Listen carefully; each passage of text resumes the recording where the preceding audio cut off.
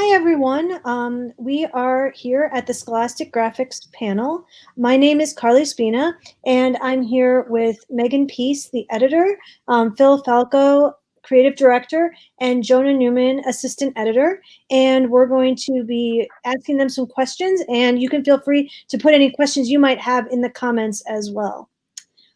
So thank you all for being here. To get us started today, I just wanted to start by saying, how did you come to work at Scholastic Graphics? And Megan, do you want to go ahead and start?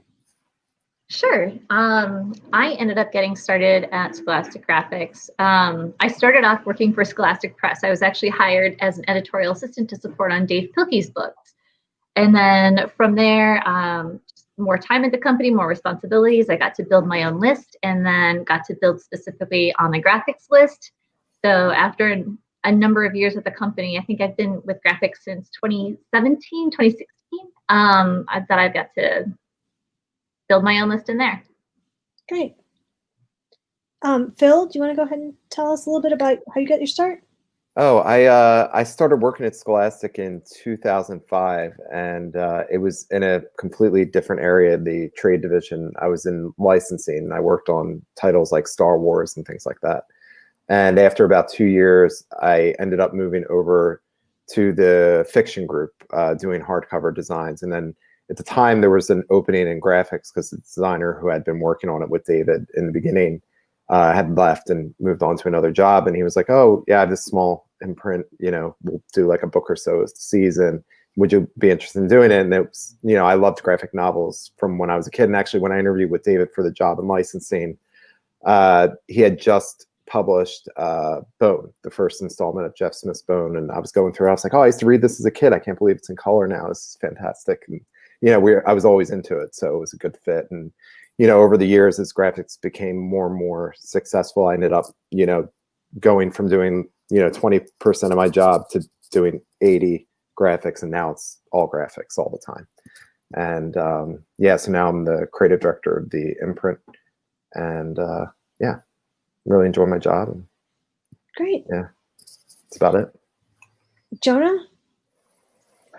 Yeah, so I started working at Scholastic in 2018, and sort of like actually both of my colleagues, I wasn't working on graphic novels right away. I was hired as an editorial assistant for picture books and younger nonfiction. But my boss, Ken Geist, is Dave Pilkey's editor. So a few months after I started, he asked me to help out with the Dogman and Captain Underpants series and the rest of Dave Pilkey's publishing. And he also asked me to help with a younger graphic novel series called Bun Bun and Bon Bon, the first installment of which actually came out earlier this fall. So those were my first two graphic novel series I was working on. And since then, I've started working on an increasing number of graphics titles, including the recently announced Leon the Extraordinary series, which will be coming to graphics in 2022. Great. So my next question is, what gets you the most excited about a pitch or a project that you're working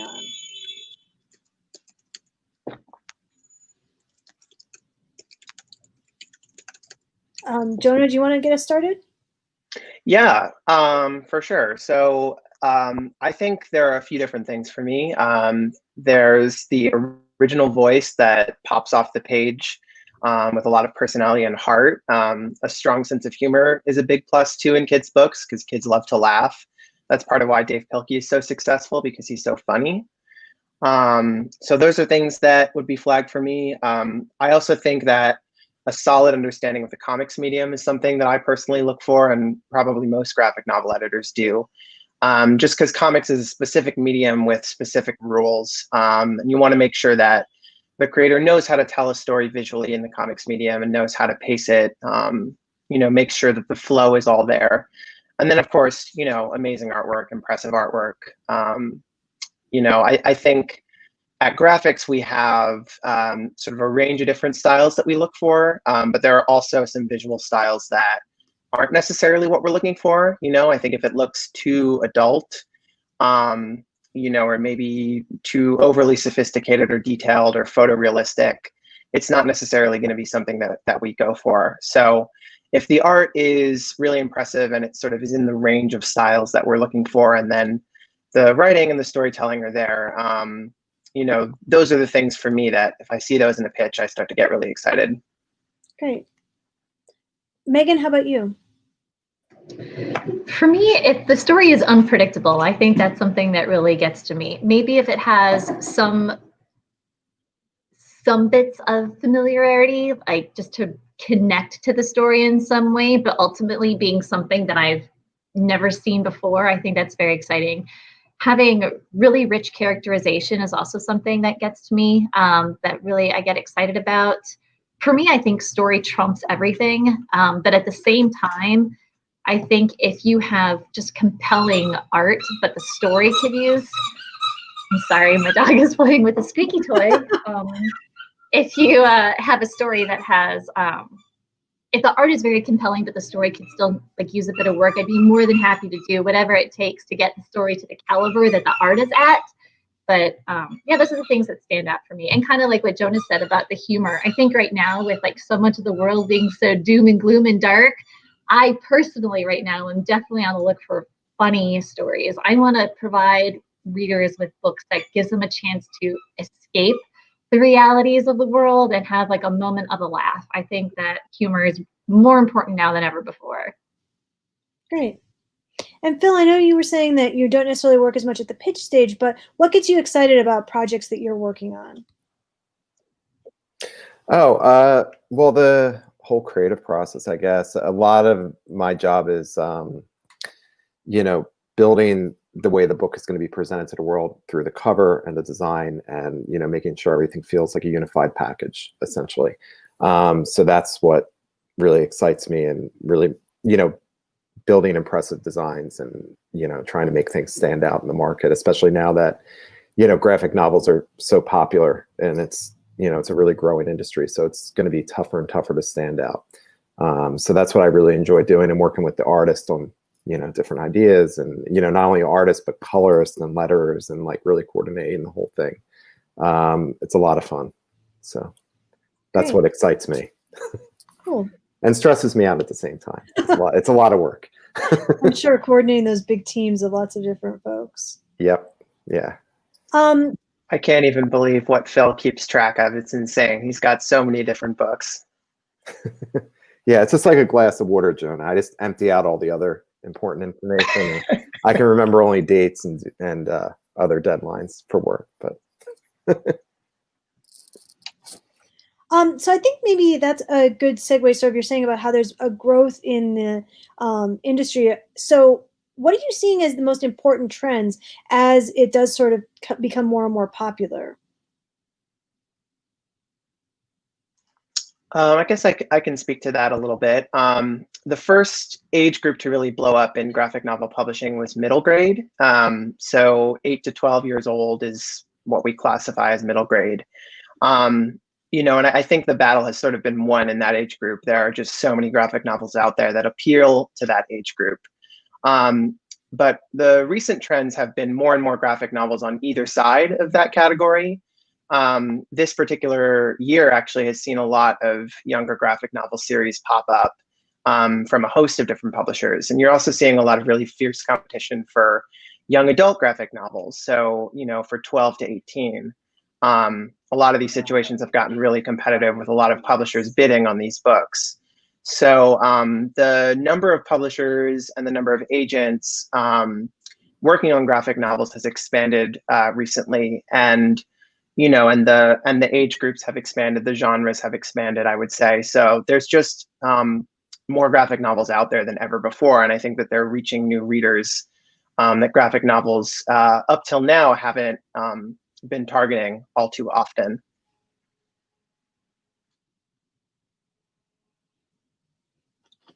Phil or Megan, are you seeing any other trends that you think are important? Oh, I guess I could go. I mean, I can look at, like I was saying, I was a huge comic fan from when I was a kid in the 80s, and the market's really expanded a lot, because it used to be like the kind of the more the misfits were in the comic books, but now it's like all kids read comic books and graphic novels. I still use the old terms, but and it's you know, that readership has expanded, and it's opened itself up to having more like slice of life stories. You know, that's shown to have been a huge driver for, you know, a lot of the sales out there, like, you know, the Raina Telgemeier books and Invisible Emmy, I think it is. And, you know, there's tons of stories out there, and it's really great because kids have a lot of different choices. And it's not just superhero stories or like kind of odd, you know, like more, you know, I still love those stories personally, but, you know, it doesn't appeal to all kids and all people. So I think there's like a lot more variety out there, which is really great. Great. I think that there's just regularly been consistency in trends with the contemporary realistic stories. I don't think those are going to be going anywhere anytime soon with both female and male protagonists. And as Jonah had said, discussing like the different ages that we're seeing now being created for graphic novels. But I would also say like the hard thing about trends too is that people have a tendency to chase them. And by the time you're chasing them, you're kind of too late to the trend. So that's the hard thing about trends. Definitely. So can you tell us, sort of to the point of it's already the end of the trend by the time you go through the process, can you tell us a little bit about how books move from that pitch stage to script to the bookshelf and what the key stops along the way are? Sure. So when we get a submission, we take a look at it. And if it's something that an individual editor like myself or Jonah would like, we would escalate it to the people that we report to, our editorial director, our publisher, see if they're also on board with it. If they are, then it's something we bring to acquisitions. If we get the green light from acquisitions, then, you know, we make our offer and then say it's accepted. And then from there, we work on shaping the synopsis. And the thing about a graphic novel, all creators put together their projects in completely different ways, especially if it's a single author illustrator or a separate author illustrator. Like those two processes are totally different. But if it is a single author illustrator, then we would really, you know, map out the story. And then once that's settled, then the creator would go on to creating sketches of the story. And then once the sketches are approved, then they'll move on to inks, then they'll move on to coloring. If there is a colorist on board, Phil would work there, and he would work on sending the inks out to flatterers or colorists. He could speak more to that. But once we have the complete mechanical laid out, which is something that Phil would create, then that routes through editorial, production, copy editing, back to design. Then we go through many rounds of that process until we get everything spick and span and nice and clean.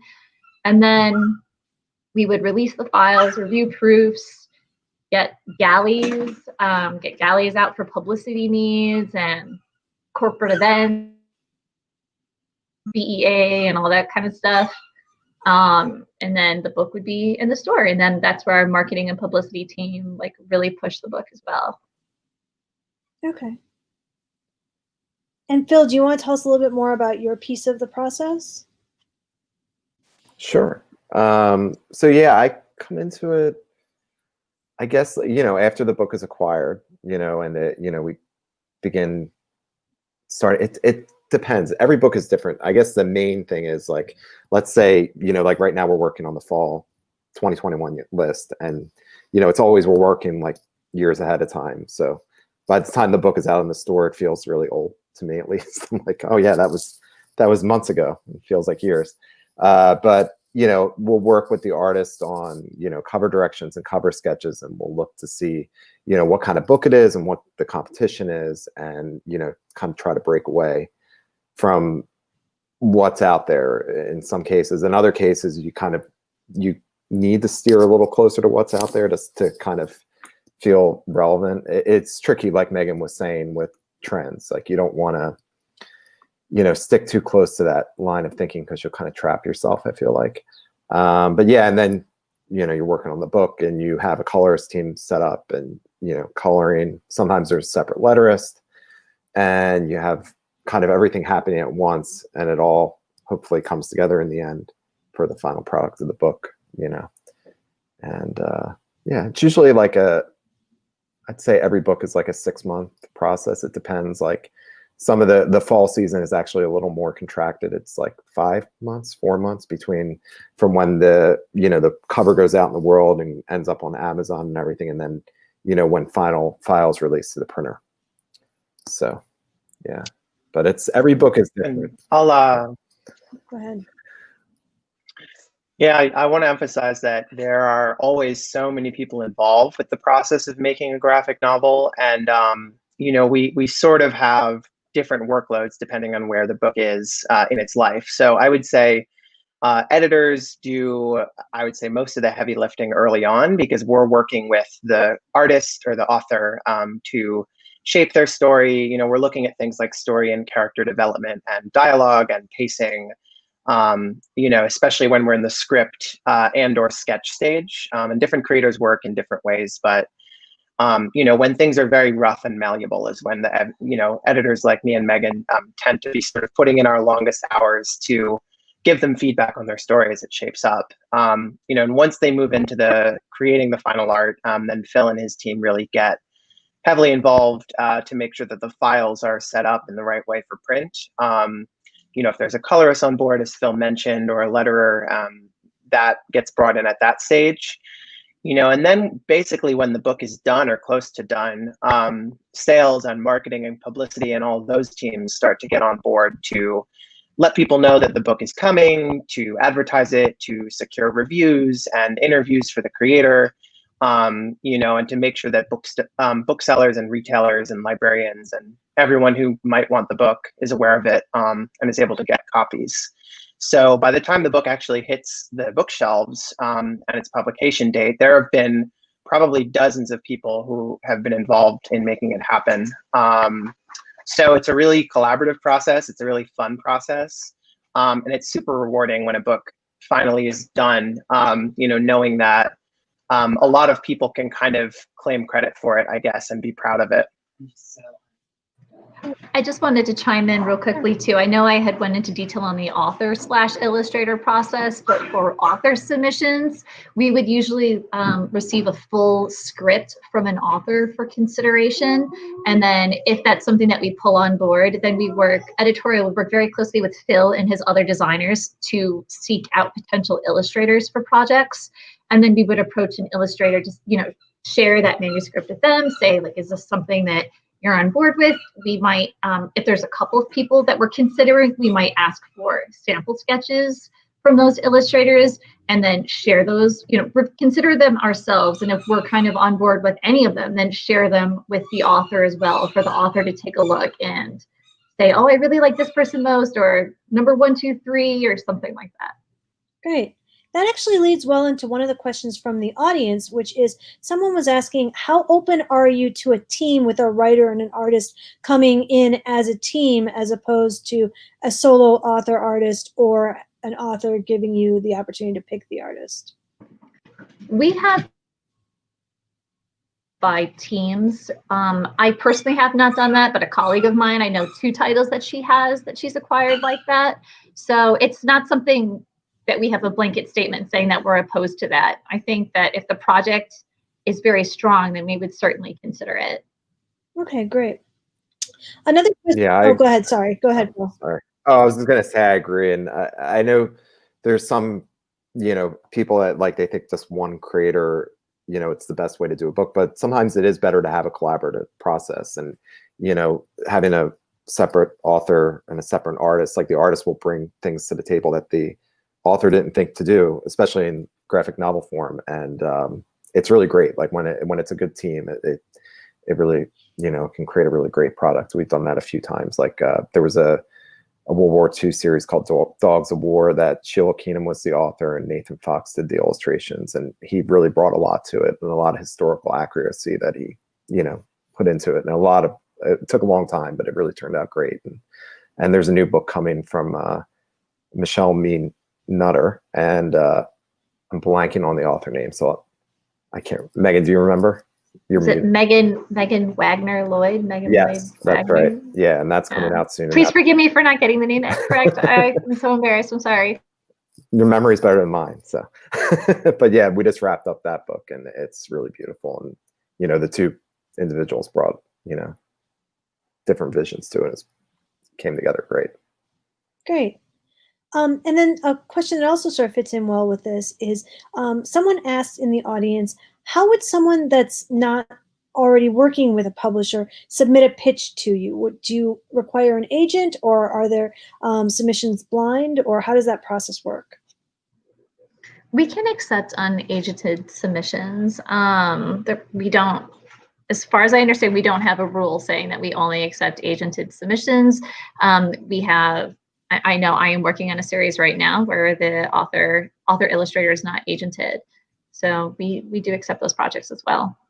Okay, great.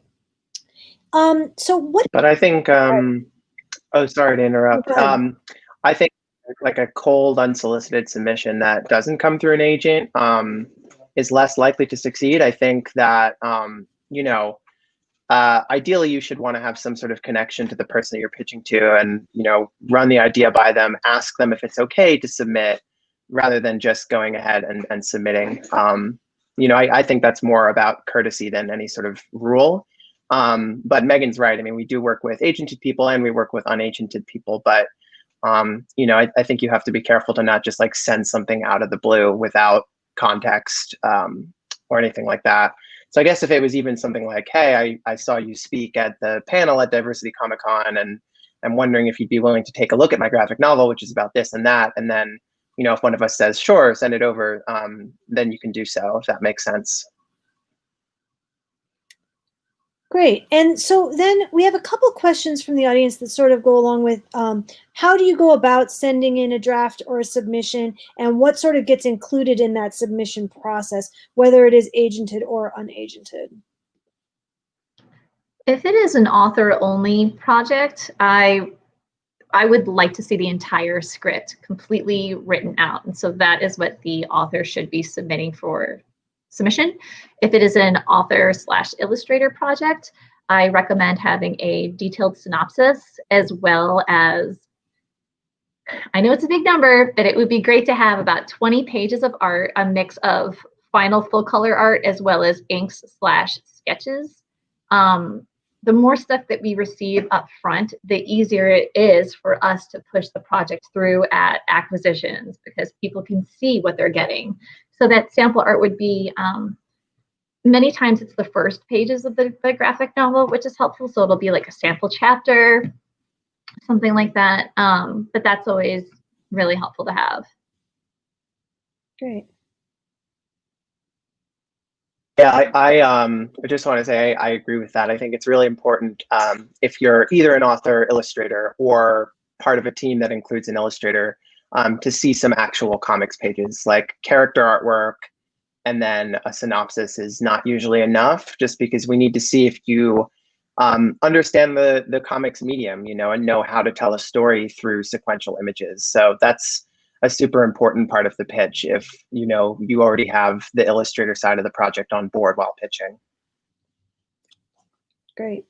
And another question from the audience, do you have advice for people who are looking to secure an agent?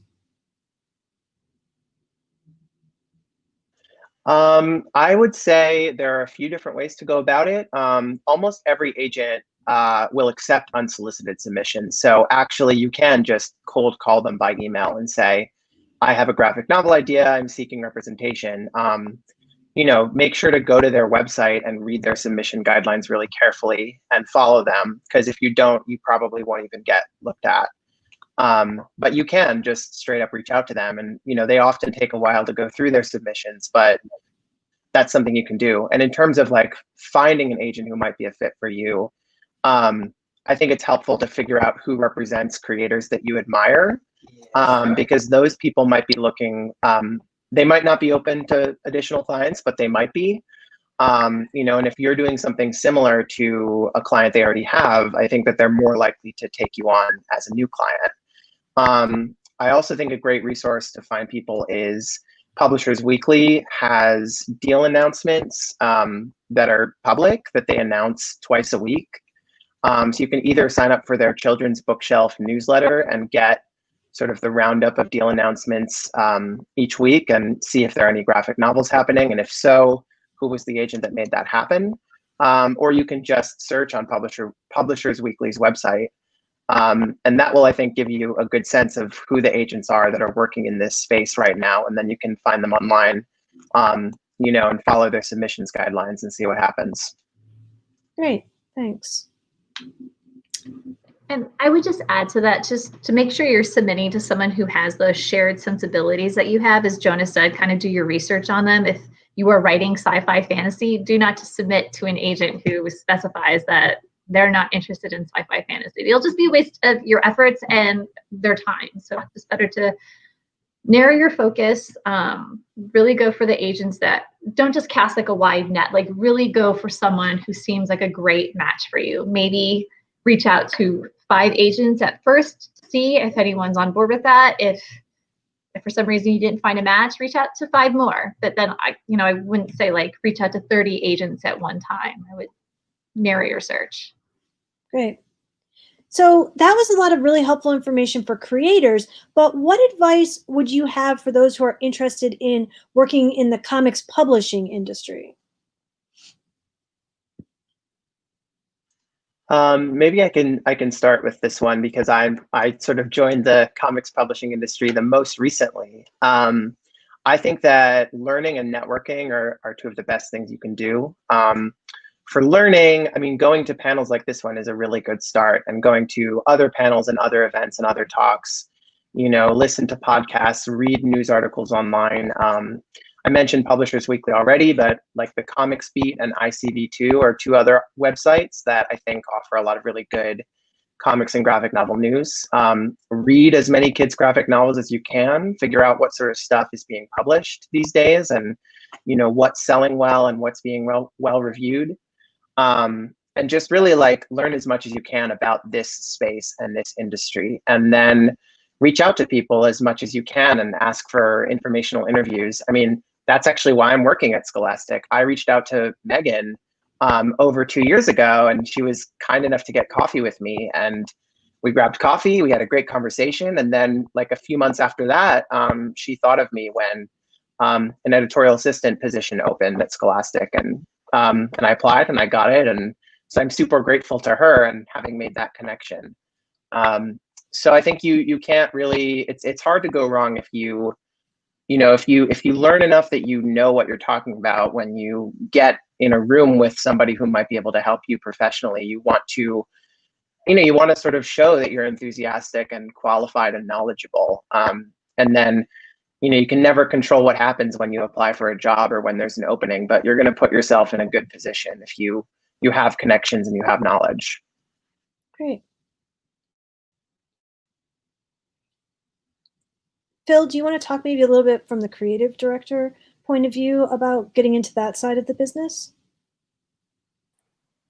Oh, and design. Yeah.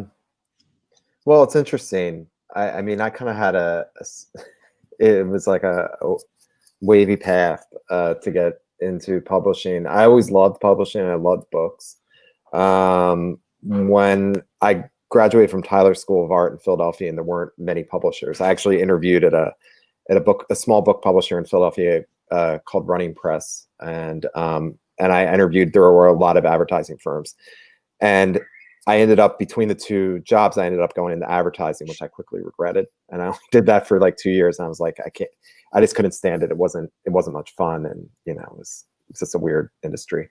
And I was kind of more into like, I don't know, books and kids entertainment, I guess. And I remember a friend of mine, like Jonah and Mega were saying, that I graduated from school with, was working in New York, and I'd wanted to move to New York.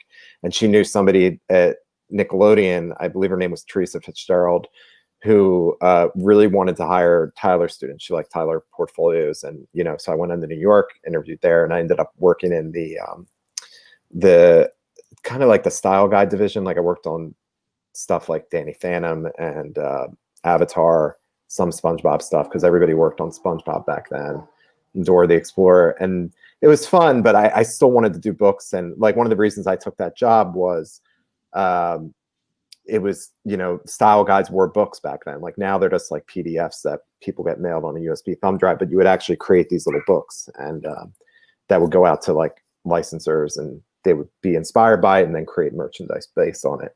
But, you know, I wasn't that happy there, and I ended up interviewing at Scholastic. And my experience at Nickelodeon working on those licensed properties kind of gave me a, you know, a way in at Scholastic. And I learned basically how to make books there, like, and, you know, in that division.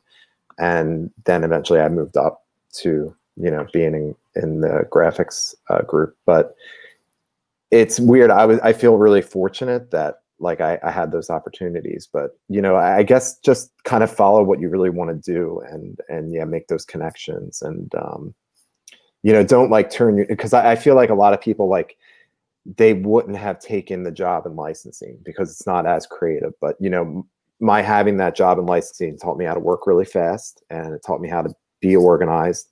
And, you know, I made mistakes along the way, but, you know, you could in some ways, because some of those licensed books are only out for like 3 or 4 months. That's their lifespan on the shelf, and you can do it. And, you know, it really made me a better designer. And yeah, so don't, like, you know, let's say you wanted to work at Marvel as a creative director or a designer at Marvel. You can't just say, well, that's all I want to do ever. You have to learn other disciplines. And, you know, some of the things that I learned in, like, I remember I worked in advertising when I was doing stuff for Comcast Sports Center.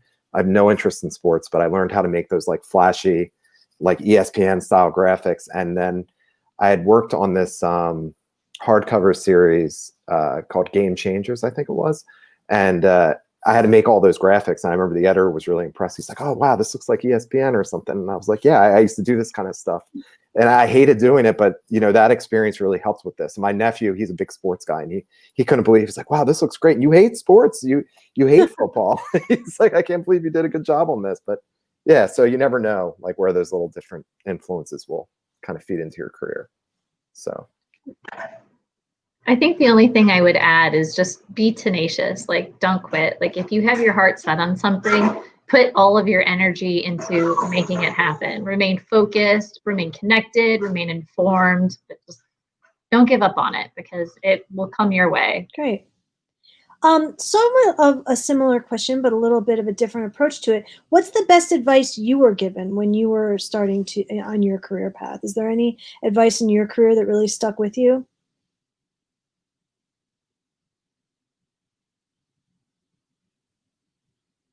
Okay, I guess I'll go again.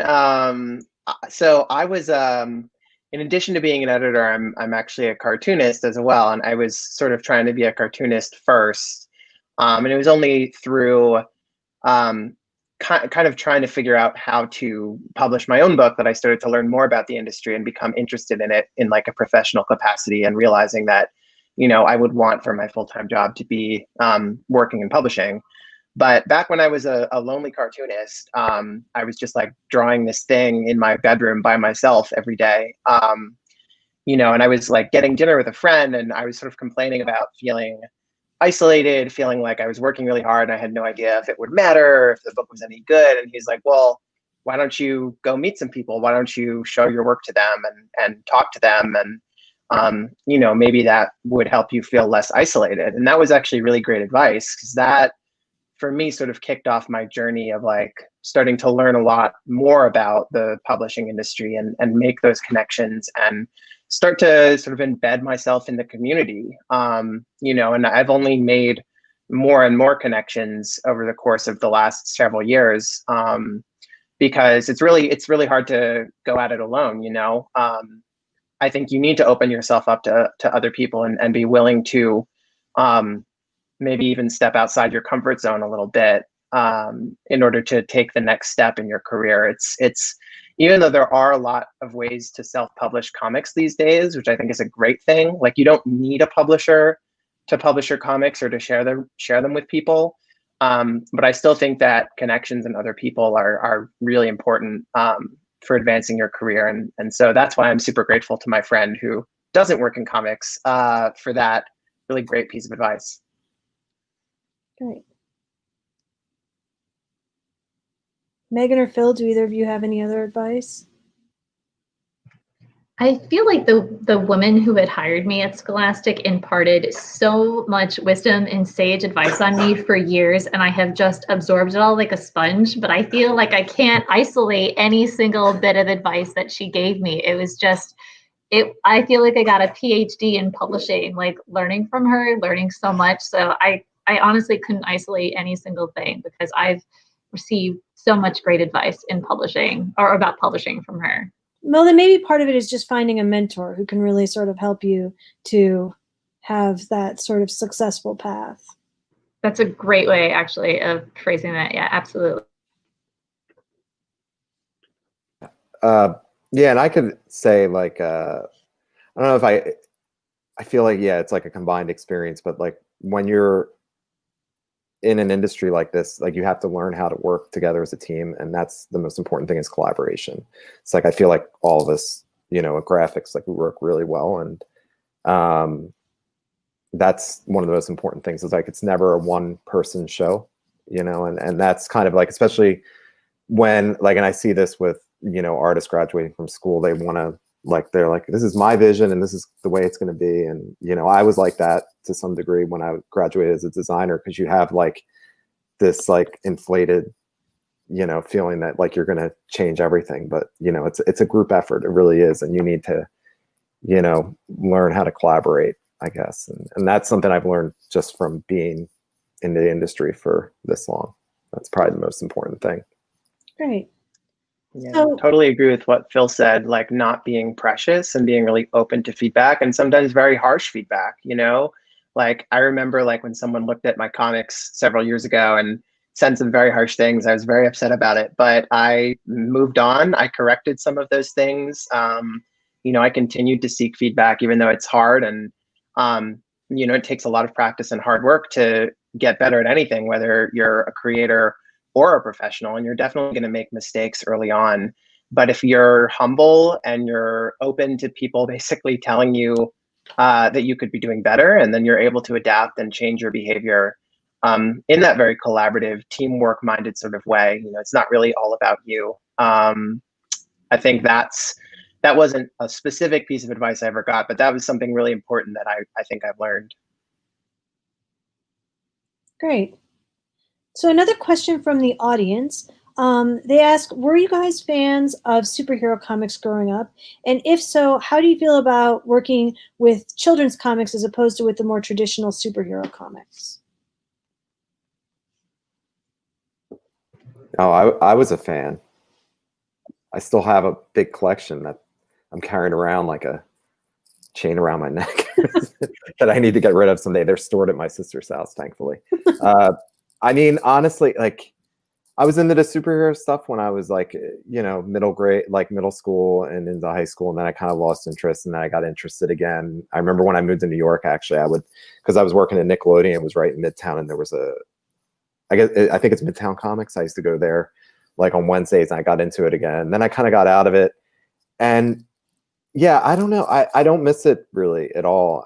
Every once in a while I'll read a superhero thing, but I really like, you know, that comics have, you know, changed a lot, and there's a lot of different stories out there. Like, and I was kind of more into that, like when I was in college, like I'd read like Daniel Clowes stuff, 8-Ball, and like more of the independent stuff, like all Neil Gaiman's books I was into, and Vertigo and things like that.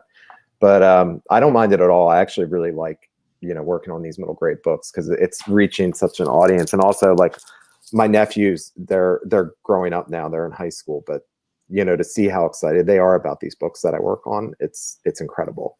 Like I remember like giving my nephew Lucas, when he must have been 8 or something, I brought him like a stack of books that hadn't come out yet, and it was around Christmas, and like I was like, oh hey Lucas, how you doing? And he was like, what do you got? And he like grabbed the books out of my hand, and he immediately jumped into a chair and started reading it. It's really great. It makes you feel like you're doing something really, really important, because those stories are going to stick with these kids for the rest of their lives. So I don't really miss it, to be honest. I mean, maybe we'll do a superhero comic someday, and I would hope we would bring something different, you know, than what's being, because Marvel and DC kind of got their thing going on, and you know, they're doing a good job of it, I guess. Yeah. I grew up in a family that just adored comic books. I mean, my dad was an early collector. He had like Spider-Man #1, but I think he sold it at some time in college, like foolishly. So I remember my dad taking me and my older brother to, we grew up in the Chicago suburbs, and there was this comic book store called Graham Crackers. It was on the second floor of this building in like the downtown area of our town. And it was awesome. I have just great memories of going there.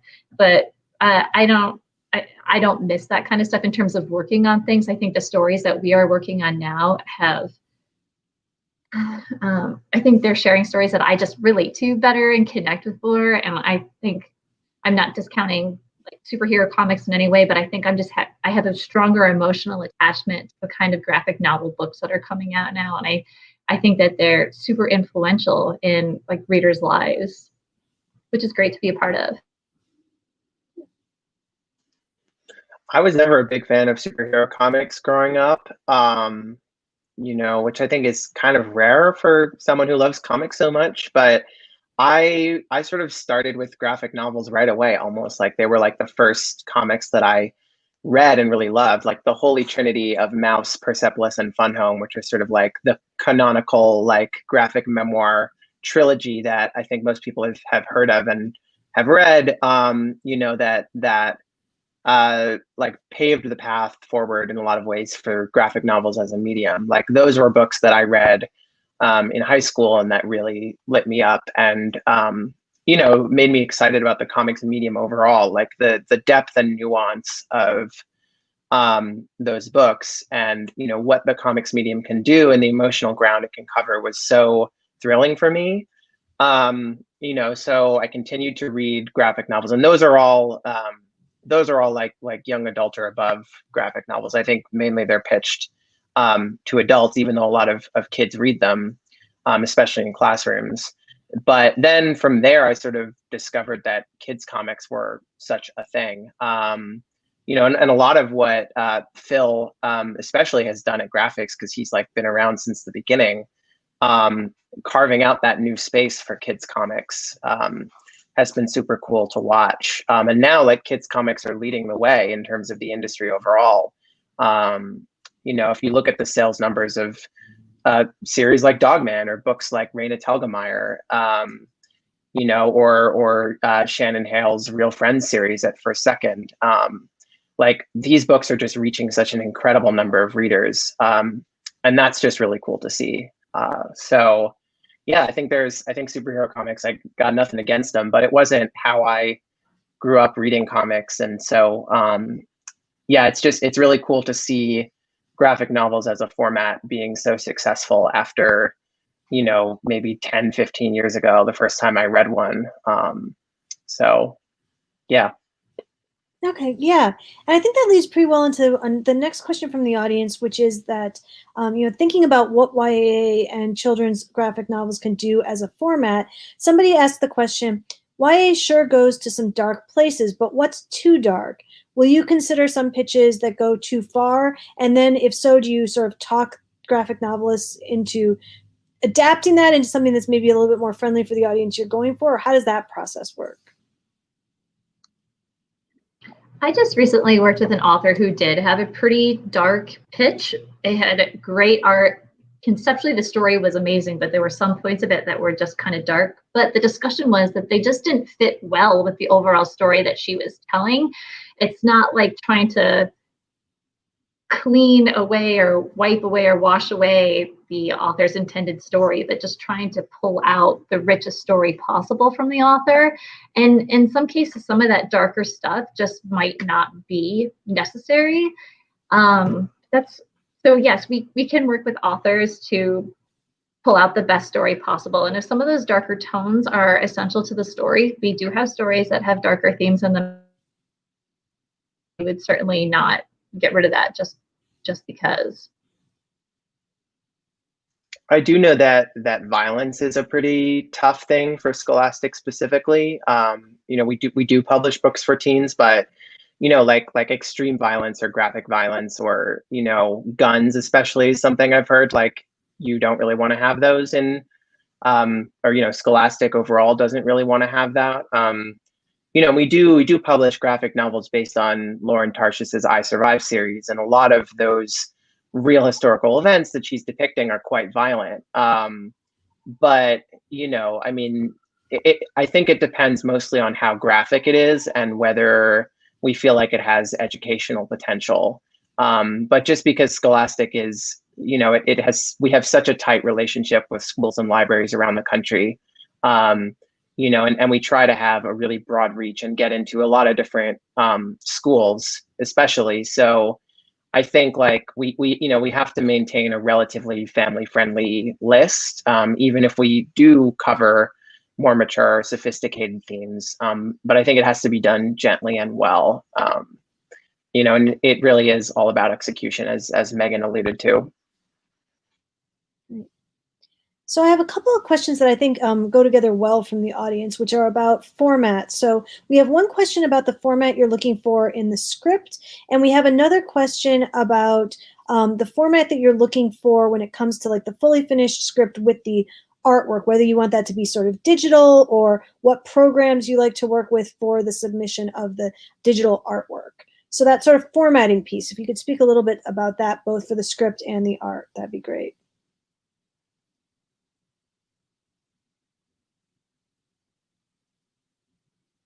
I can speak to the script. I'll let Phil speak to the art stuff. But with the script, it's great if it comes to us as either a Word document or a PDF. And if it's an author only, as I said earlier, have it be the complete script. If it's, was part of your question about what an author illustrator package should look like? Yeah, that too, what a package like that would be formatted as. Yeah, so that packet, I would recommend sending that as a PDF as well. Have the complete synopsis typed up and included into that pitch packet. I would start it off by having your title page, then immediately your sequential art, and then with the full synopsis after that. I think that's the best way to present it. So when you see the PDF and you open it, it's like you're opening the first pages of the book. So I think it's just more effective. Great. And yeah. Oh, sorry. Just another word on scripts. Like there isn't really a standard style for comic scripts in the way that there is for, say, film scripts. You know, and I don't think we're necessarily super picky about the format or the layout of the script or the way it's presented, but I think like if you're turning in a comic script, it has to feel like a comic script. Like you have to be someone who's thinking about the images and the visual storytelling and spreads and page turns and making sure that you're not, you know, overwhelming a given page with text. That's a really big one.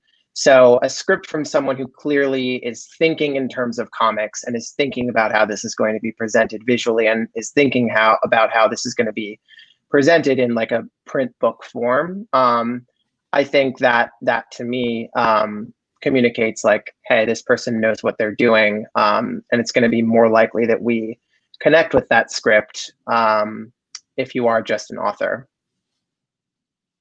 Okay.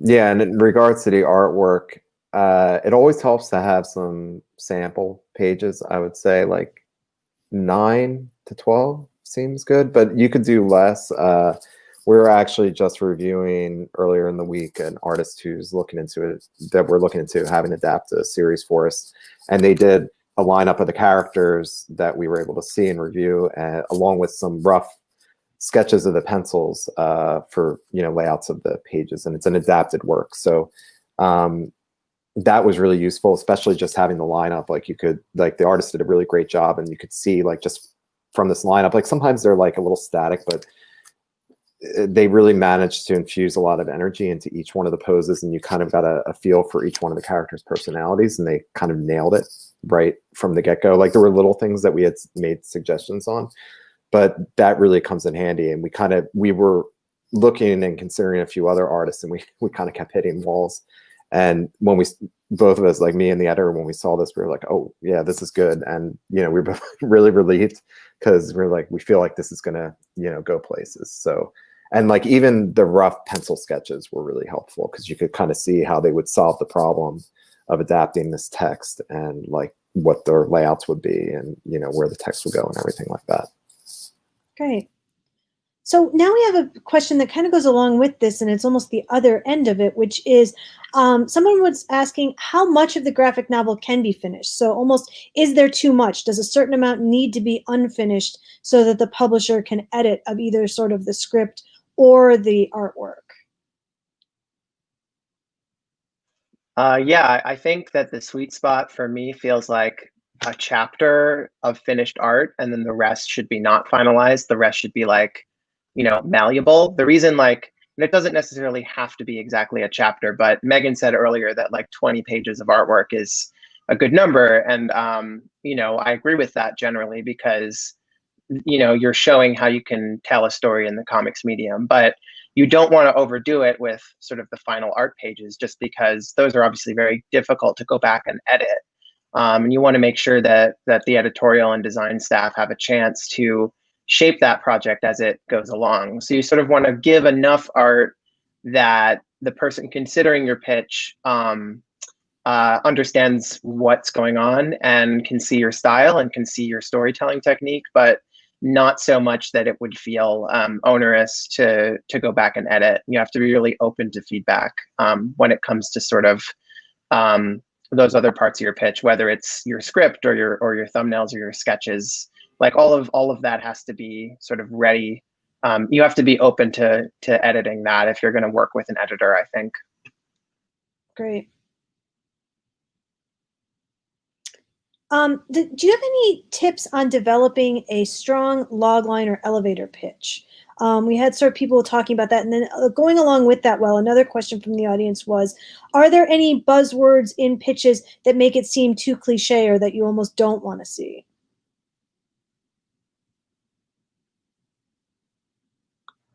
I would say, I had a great conversation with an author this week, and I think a great way to create an elevator pitch is to try to say it out loud to someone you're close to. Because one of my authors said that he was saying this to his girlfriend. He was explaining his logline, his story to his girlfriend, and he saw a part where her eyes like glazed over. And he's like, and that was exactly the part of his story that he's struggling with. So I just think that is like just a great exercise to do to help you make sure that you're communicating your story clearly, succinctly, interestingly. That would be a great exercise. Great tip.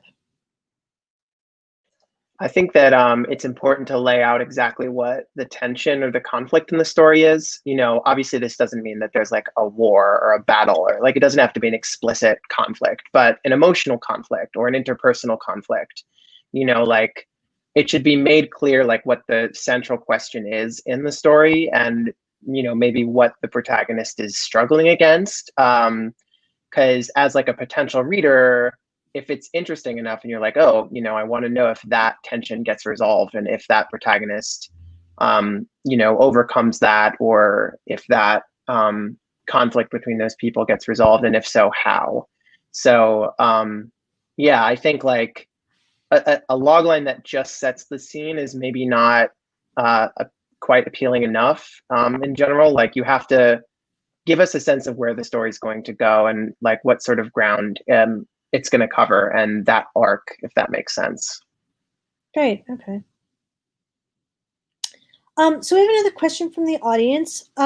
Speaking of close connections to schools, has the quarantine and not being able to do events like book fairs or school events or any of those strongly impacted Scholastic?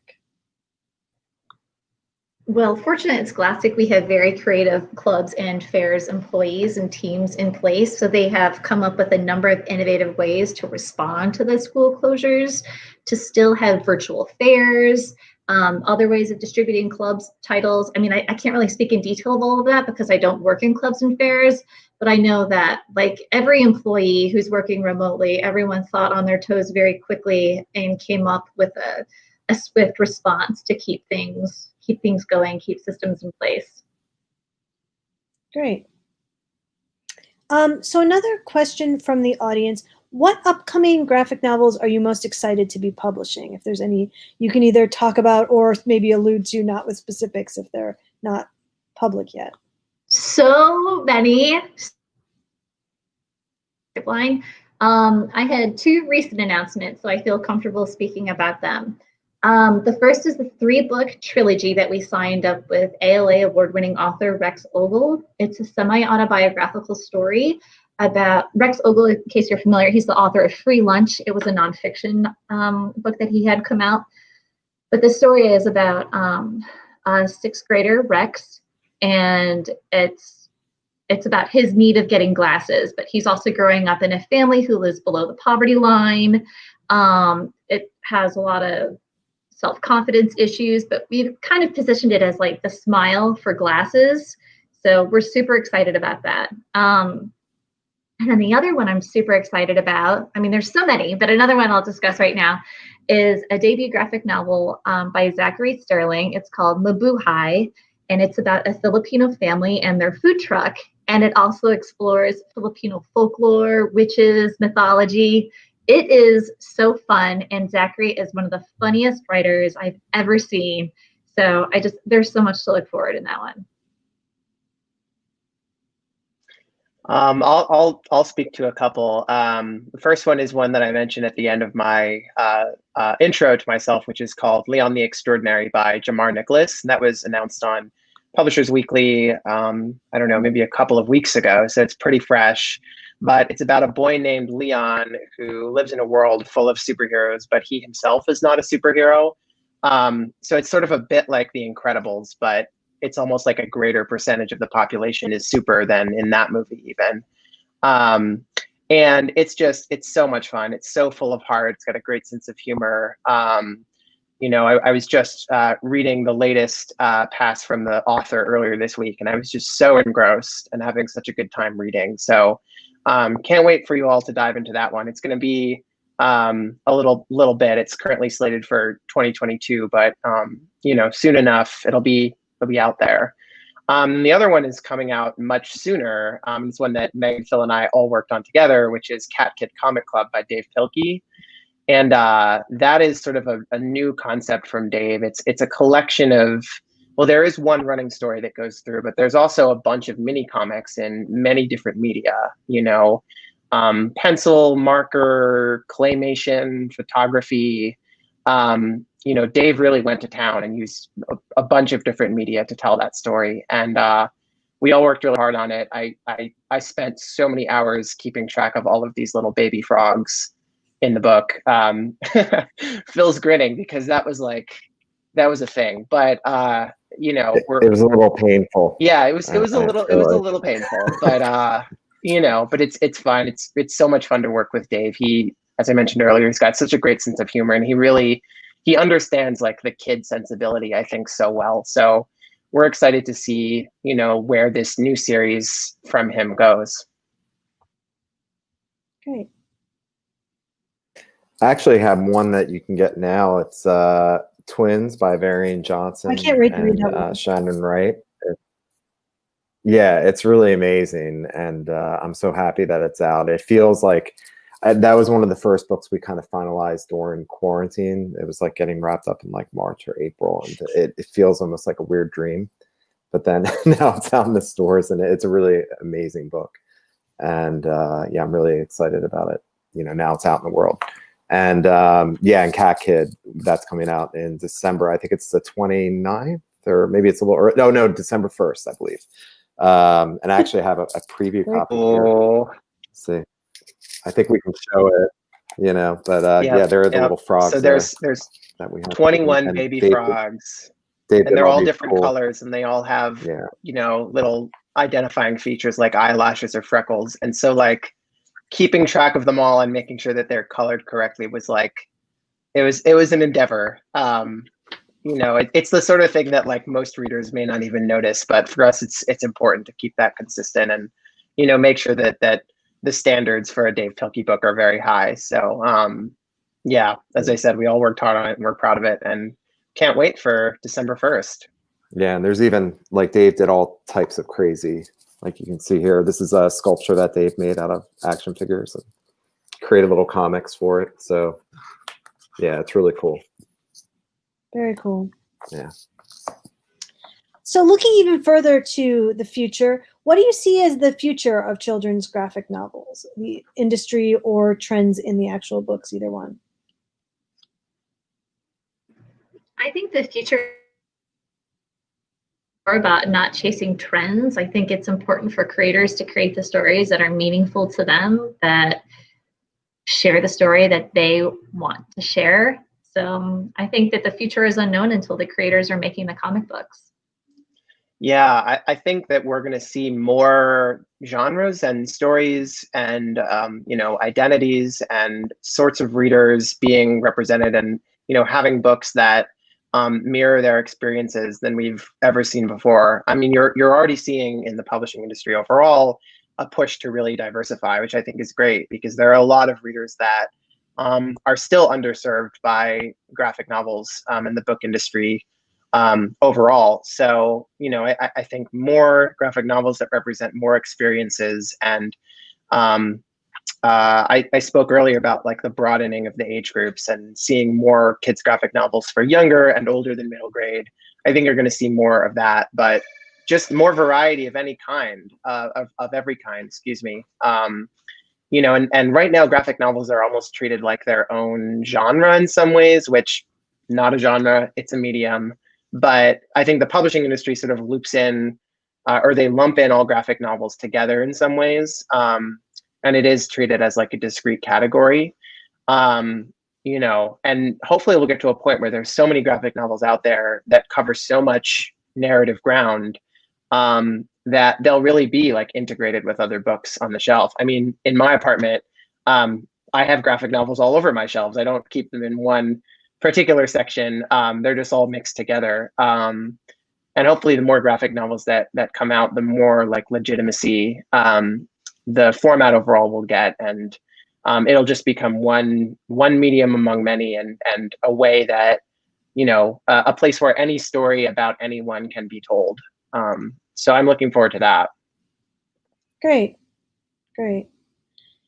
Well, then I guess I'm wondering if you have any final, we have people here who are interested in all aspects, I think, of the industry, from being readers to creators to people who want to work more on the publishing side of things. So do you have any final words or any final advice?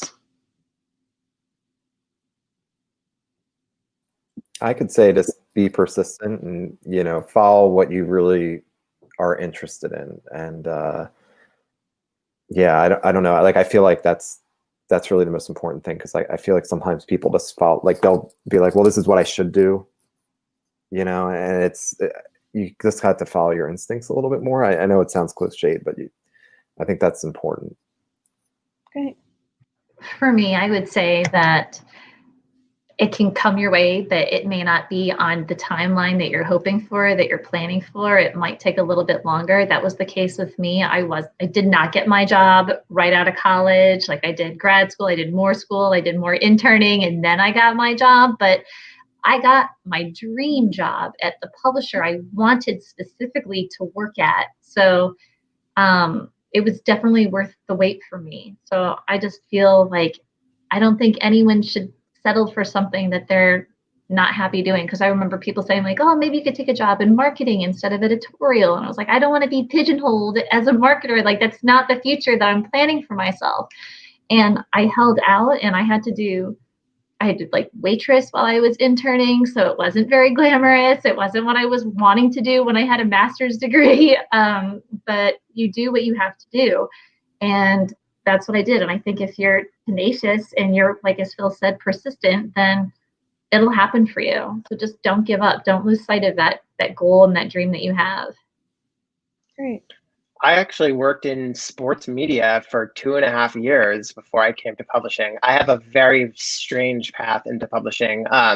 When I was in college, I thought I wanted to work for a Major League Baseball team, actually. So I did internships to that end, and I interned with sports companies. And I'm not going to say it was like a waste, because I think being an intern of any kind, you learn about how to be an office employee and how to work with a manager and cooperate with people. There are a lot of lessons I took from that were really helpful. But it's hard for it not to feel like a waste in some ways, just because a lot of publishing internships are open exclusively to current college students. So once I finally figured out I wanted to be in publishing, there were many opportunities that were already closed to me.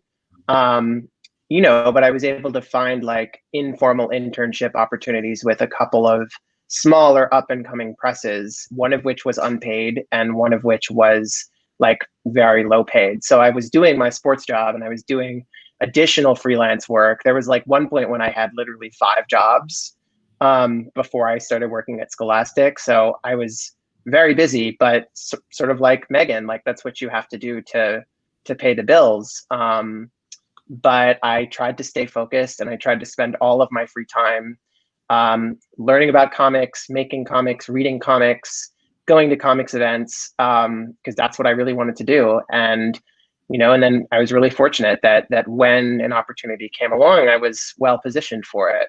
So I totally echo what my fantastic colleagues are saying. You know, you have to be really persistent and work hard and keep your eye on the prize and, you know, stay focused on your passion. Great. Well, thank you all for being here. And we also wanted to thank FIT for hosting, and particularly Dr. Brown and Dr. Milan for their support of this event. And thank you to Michael from Get In Tune for helping us out with it too. We hope that you'll join us throughout the rest of the weekend for more of our panels. And thank you for all your great questions during this panel. We hope you enjoyed it. Thank you all for coming. Yes, thank you all.